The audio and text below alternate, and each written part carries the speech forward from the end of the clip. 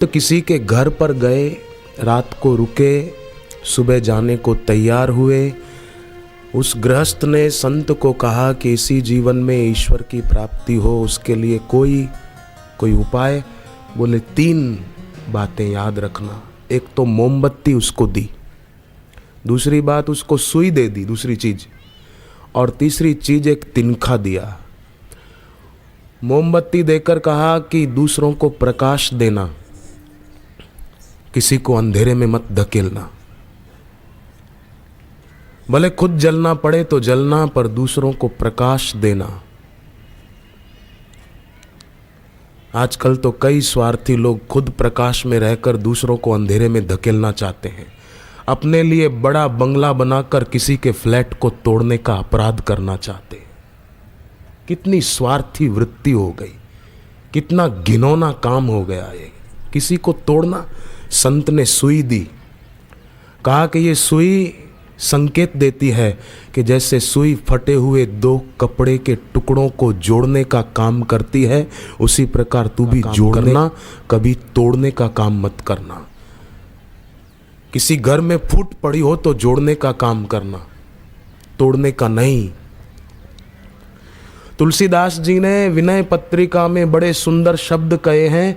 भक्त के लिए भक्त कैसा होना चाहिए, और सदग्रस्त कैसा होना चाहिए, साधक कैसा होना चाहिए, और देश का राजा कैसा होना चाहिए, ये भी बताया है। राजा वो होना चाहिए जैसे माली बगीचे के पेड़ पौधों को सींचता है, उनको पोषता है, समय से खाद पानी डालता है।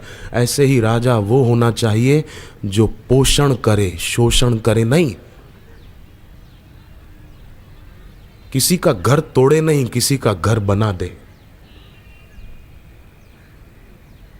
गुजरात में एक महात्मा बोलते थे कि करोड़ों रुपया खर्च करके मूर्ति के लिए मंदिर बनाने की आज कोई जरूरत नहीं है, पर कुछ रुपए खर्च करके किसी जीते जागते भगवान के लिए एक छोटा सा मंदिर बनाने की जरूरत है।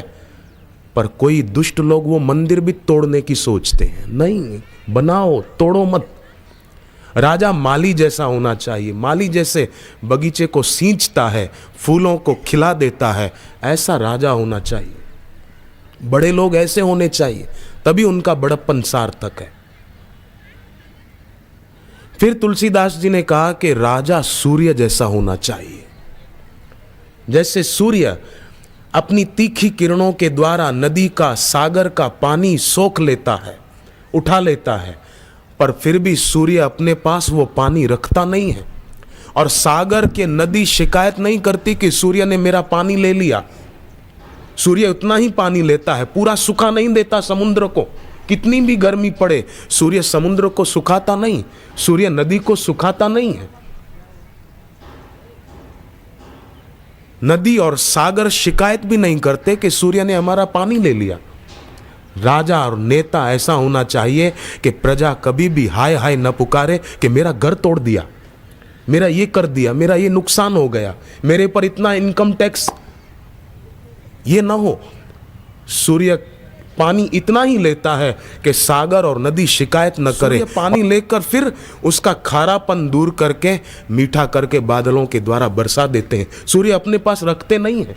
प्रजा का पैसा वो प्रजा के हित के काम में आए, न कि प्रजा को परेशान करने में व्यक्ति की सत्ता का दुरुपयोग हो। ऐसी सत्ता कायम नहीं रहती।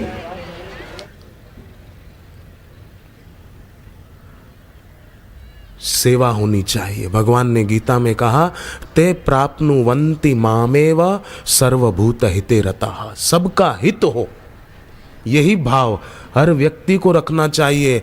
स्वामी शरणानंद जी महाराज बोलते थे कि इस धरती का हर आदमी अगर ठान ले कि मेरे पास जो बल है मैं उसका दुरुपयोग नहीं करूंगा। एक छोटे से छोटा व्यक्ति भी, बड़ा सेठ, बड़ा नेता, कोई भी इस देश का, इस धरती का हर व्यक्ति ये ठान ले कि मुझे अपने बल का दुरुपयोग नहीं करना है, बस, तो न्यायपालिका की, न्यायालय की, पुलिस की, किसी की जरूरत ही नहीं पड़े।